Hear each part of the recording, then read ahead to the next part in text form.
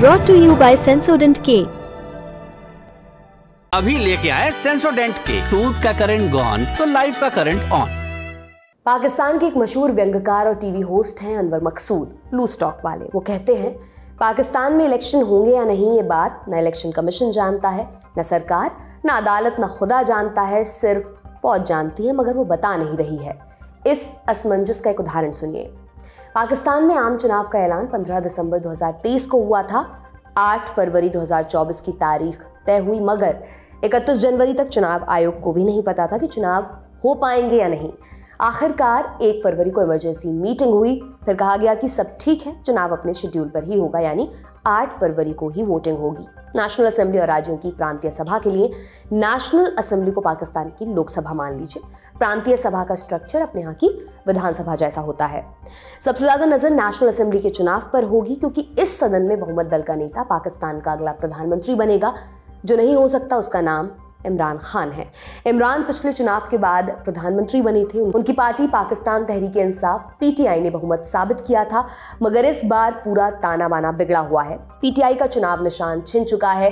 कई दिग्गज नेता पाला बदल चुके हैं और इमरान खुद 3 मामलों में सजायाफ्ता हैं। फिलहाल जेल में बंद हैं। उनकी गैर मौजूदगी ने चुनाव को बेहद दिलचस्प बना दिया है। क्यों?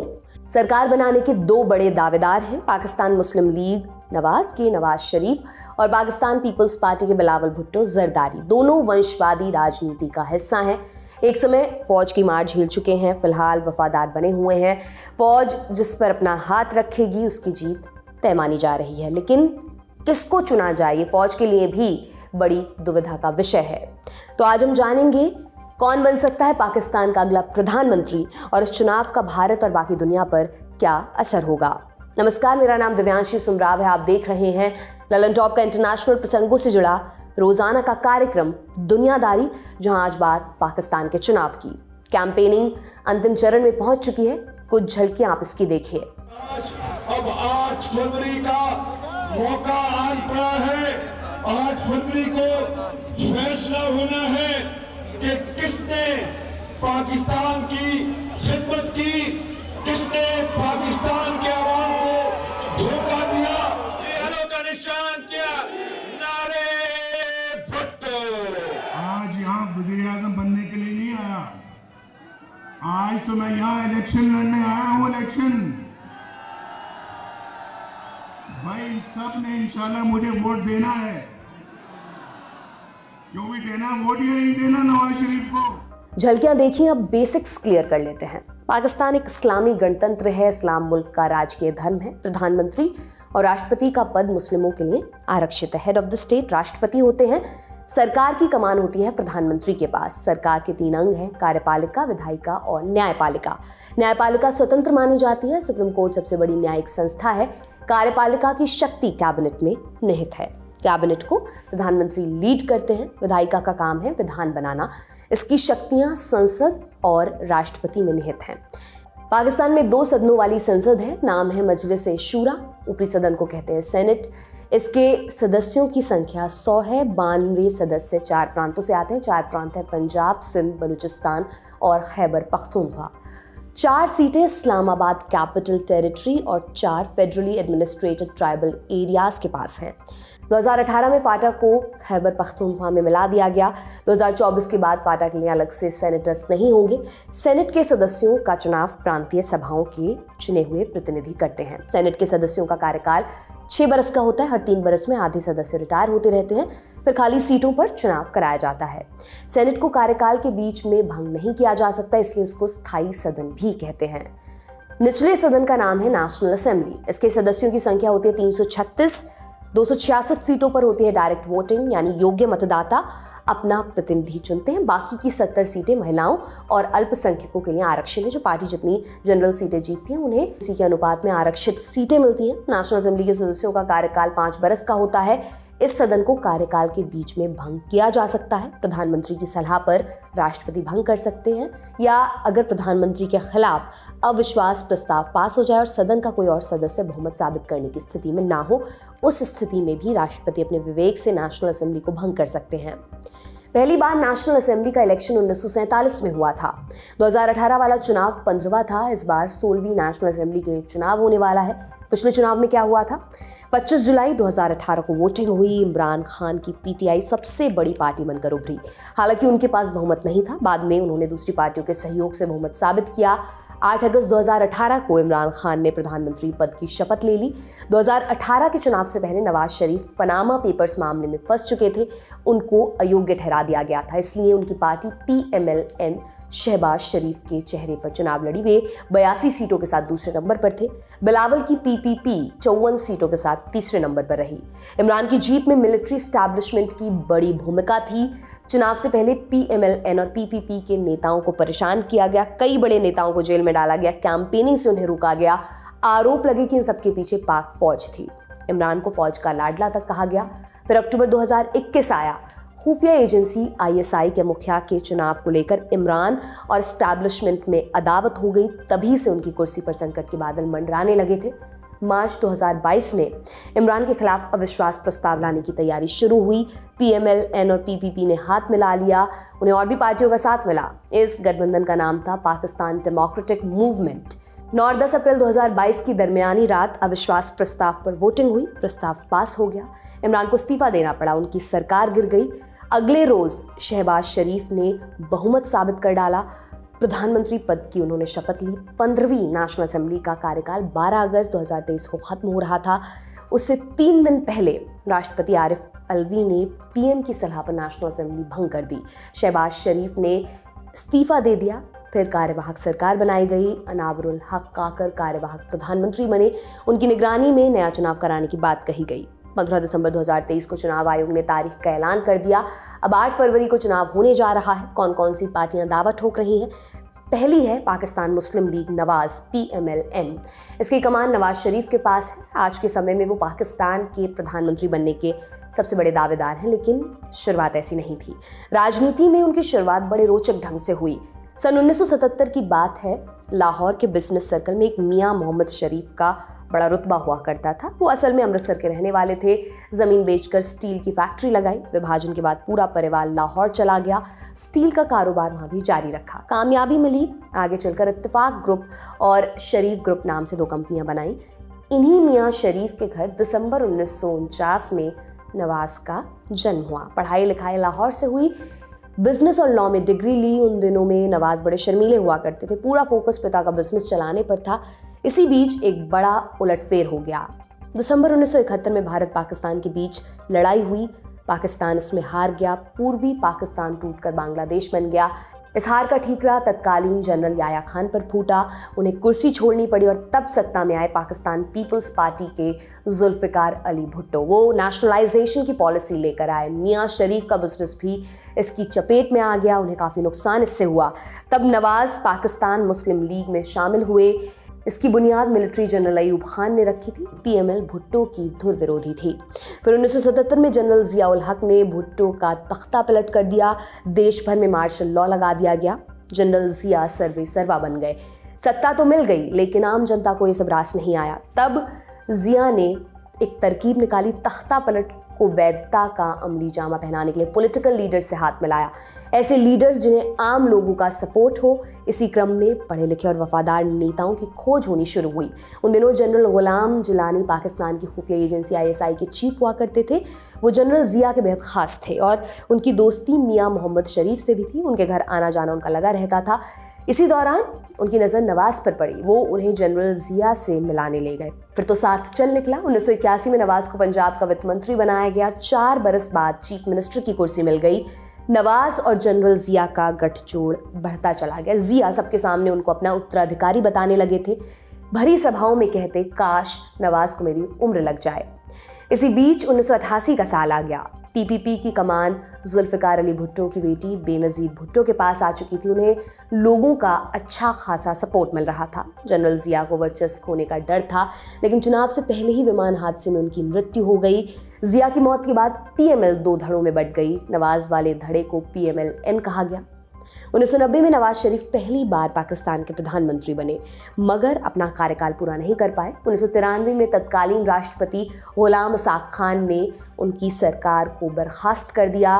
नवाज सुप्रीम कोर्ट चले गए। सुप्रीम कोर्ट ने राष्ट्रपति के फैसले को अवैध ठहरा दिया। नवाज वापस अपनी कुर्सी पर आए, लेकिन राष्ट्रपति से उनकी नहीं बनी। तब मिलिट्री ने दखल दिया। फिर नवाज शरीफ और गुलाम इसाक खान दोनों को इस्तीफा देना पड़ा। 1997 में नवाज दूसरी बार प्रधानमंत्री बने।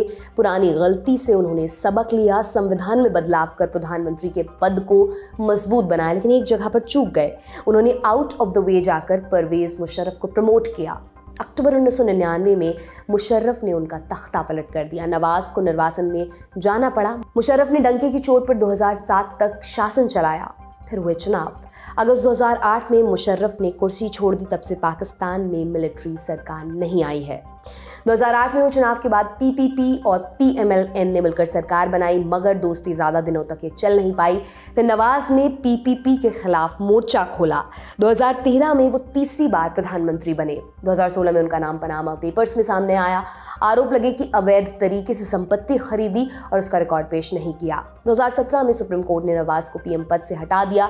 उसी बरस भ्रष्टाचार के केस में उनको 10 साल की सजा सुनाई गई। नवाज तब लंदन में थे। जैसे ही वो वापस लौटे, उन्हें गिरफ्तार कर पंजाब की अडियाला जेल में बंद कर दिया गया। नवंबर 2019 में मेडिकल ग्राउंड्स पर नवाज को लंदन जाने की इजाज़त मिल गई। उन्हें तय सीमा के भीतर वापस लौटना था, मगर वो नहीं आए। वो लौटे अक्टूबर 2023 में, जब उन्हें अंदर खाने भरोसा मिला कि उनको गिरफ्तार नहीं किया जाएगा। पाकिस्तान लौटते ही 2 बड़े मामलों में उन्हें बरी कर दिया गया। जनवरी 2024 में सुप्रीम कोर्ट ने उनके चुनाव लड़ने पर लगी रोक हटा दी। फिलहाल वो प्रधानमंत्री बनने की दावेदारी में पहले नंबर पर हैं। दूसरी बड़ी पार्टी है पीपीपी। इसकी कमान बिलावल भुट्टो जरदारी के हाथों में है। पीपीपी को जुल्फिकार अली भुट्टो ने 1967 में बनाया था। उस समय पूर्वी पाकिस्तान और पश्चिमी पाकिस्तान एक थे। 1970 में दोनों जगहों पर चुनाव हुए।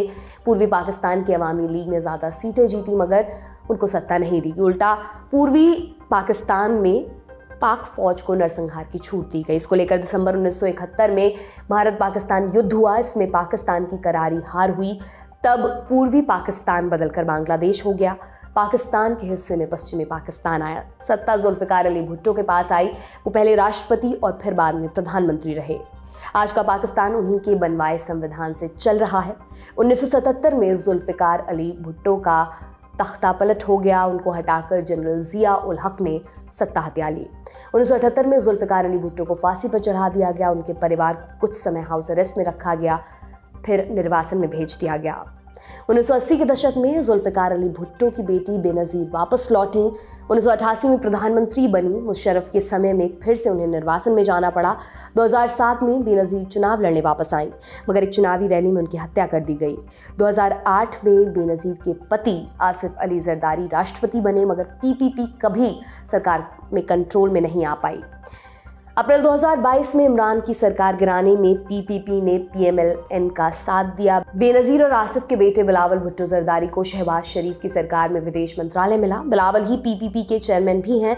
इस बार के चुनाव में पीपीपी अकेले लड़ रही है। अगर ये पार्टी जीती तो बिलावल प्रधानमंत्री बनेंगे। इन दोनों पार्टियों के अलावा इमरान की PTI, Istehkam Pakistan Party PTI, parliamentarians, Tehreek Labbaik Pakistan, Muttahida Qaumi Movement Pakistan और ग्रैंड डेमोक्रेटिक अलायंस मैदान में है। हालांकि इनमें से कोई पीएमएलएन और पीपीपी को टक्कर देने की हालत में नहीं है। आपने पाकिस्तान चुनाव की कहानी सुनी। अब एक्सपर्ट कॉर्नर की तरफ चलते हैं। विस्तार से समझने के लिए हमने पूर्व राजनयिक और पाकिस्तान में भारत के उच्चायुक्त रहे अजय बिसारिया से बात की। हमने पूछा, पाकिस्तान में 8 फरवरी को आम चुनाव होने वाला है, मगर उससे पहले जो हो रहा है वो हैरान करता है। पिछला चुनाव जीतकर प्रधानमंत्री बनने वाले इमरान खान जेल में हैं। उनकी पार्टी का इलेक्शन सिंबल छिन चुका है। पीटीआई के अधिकतर बड़े नेता पार्टी बदल चुके हैं। एक तरह से पीटीआई को खत्म करने की कोशिश हो रही है, जबकि एक समय इमरान खान की तूती बोलती थी। क्या इमरान खान का पॉलिटिकल करियर खत्म हो चुका है? उनसे क्या गलती हुई कि उनके सितारे अर्श से फर्श पर आ गए? देखिए, ये इलेक्शन कम और सिलेक्शन ज्यादा है, क्योंकि इस बार आर्मी जो फौज है वो बाहर निकल के और बहुत ही खुले में ये बात कह रही है कि इमरान खान को क्लीन बोल करके जेल में ही रखना है और नवाज शरीफ को इस बार सिलेक्ट करके आगे लाना है। तो ये बात पाकिस्तान में लगभग सबको ही साफ है और इस चुनाव का इसलिए भविष्यवाणी करना, फोरकास्ट करना बहुत आसान है कि इसी तरह की एक प्रणाली बनेगी कि जिस तरह की हाइब्रिड प्लस सरकार पहले थी शहबाज शरीफ के नेतृत्व में, जिसमें एक जूनियर पार्टनर के तौर पे पीपीपी के कुछ नुमाइंदे भी थे जैसे कि बिलावल भुट्टो, तो लगता है कि उसी का एक बार फिर उसी प्रकार की सरकार बनाने का प्रयास है, मगर ये साफ है कि इसमें फौज का बहुत बड़ा हाथ रहेगा। एक तरफ स्टैब्लिशमेंट का विरोध करने वाले नेताओं की गिरफ्तारी हो रही है, सजा सुनाई जा रही है। इमरान खान और शाह महमूद कुरैशी बड़े उदाहरण हैं। दूसरी तरफ सजायाफ्ता नवाज शरीफ को वापस लौटने दिया गया, उनको अदालत से क्लीन चिट मिली। ऐसा लगता है कि इस सबकी स्क्रिप्ट पहले से लिखी गई थी। क्या पाकिस्तान के इतिहास में ऐसा पहले भी हो चुका है या ये नया ट्रेंड है? ये एक पुराना इतिहास है, ये पहली बार नहीं हो रहा। 5 साल पहले भी बिल्कुल इसी तरह की कहानी कही गई थी। आप अगर देखें, याद करें कि उस समय इमरान खान को सिलेक्ट किया गया था और नवाज शरीफ जेल में थे। नवाज शरीफ को 10 साल की कैद सुनाई गई थी उससे कुछ ही दिन पहले, चुनाव के पहले, और इमरान खान को तरह तरह से सपोर्ट किया गया था चुनाव में दाखिला डाल के उनको उनके लिए प्री इलेक्शन इंजीनियरिंग की थी, इलेक्शन के दिन कुछ इंजीनियरिंग करी और इलेक्शन के बाद भी उनको बहुत सी मदद मिली। तो इस प्रकार इस बार भी लगता है उसी प्रकार की कहानी होगी, मगर उसमें बस जो मुख्य पात्र हैं वो बदल रहे हैं। इस बार नवाज शरीफ को आगे लाया जा रहा है और इमरान को दबाया जा रहा है। पाकिस्तान में सरकार तय करने में मिलिट्री एस्टैब्लिशमेंट का कितना दखल होता है?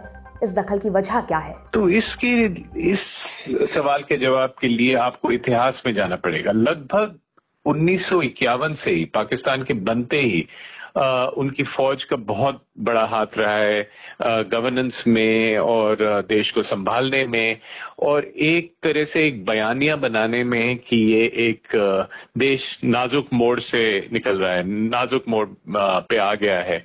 और एक प्रकार से ये नाजुक मोड़ कई दशकों से चल रहा है।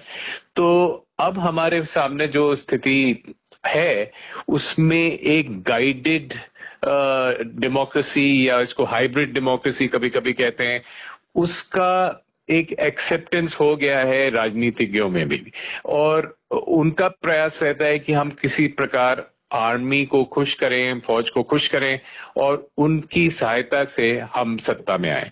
तो ये एक मॉडल बन गया है राजनीति का जो राजनीतिज्ञ सब अडॉप्ट कर रहे हैं, सारे पॉलिटिशियंस, कि हम आर्मी की सपोर्ट लें और उससे हम आगे बढ़ें और दूसरी जो पार्टी है उसको दबाने की कोशिश करें। उनमें ये एक भाव नहीं आया है कि हम सब मिलके आर्मी को कहें कि और फौज को कहें कि आप राजनीति से बाहर जाएं। इस बार के चुनाव में 2 बड़े दावेदार नजर आ रहे हैं, नवाज शरीफ और बिलावल भुट्टो जरदारी। इस बार किसके प्रधानमंत्री बनने की संभावना ज्यादा है और क्यों? नवाज शरीफ और बिलावल भुट्टो के हाई और लो पॉइंट्स क्या क्या हैं? इस बार की जो सरकार बनेगी और जो आर्मी जो सरकार बनाएगी फौज, उसमें नवाज शरीफ का हाथ पड़ रहा थोड़ा ज्यादा भारी है, क्योंकि पंजाब में पीएमएलएन उनकी पार्टी का जोर थोड़ा ज्यादा है। पीपीपी जो है बिलावल की पार्टी, जरदारी की पार्टी, उसका जोर सिंध में ज्यादा है। तो लगता मुझे यही है कि एक हाइब्रिड प्लस तरह की सरकार बन सकती है जिसमें नवाज शरीफ की पार्टी को सबसे ऊपर लाया जाए और बिलावल की पार्टी या जरदारी की पार्टी एक जूनियर पार्टनर के रूप में लाई जाए।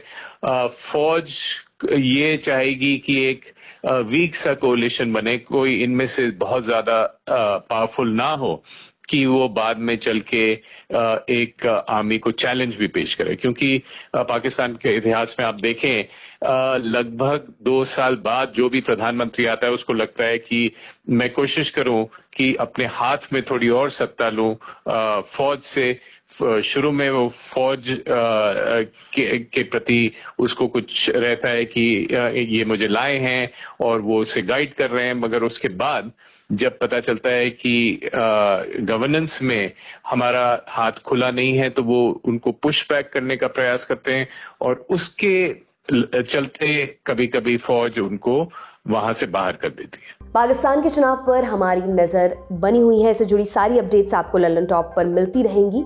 आज का दुनियादारी यहीं पर समाप्त होता है। अब आपसे मुलाकात होगी अगले हफ्ते। इसी उम्मीद के साथ मैं विदा लेती हूँ। शुक्रिया, शुभ रात्रि।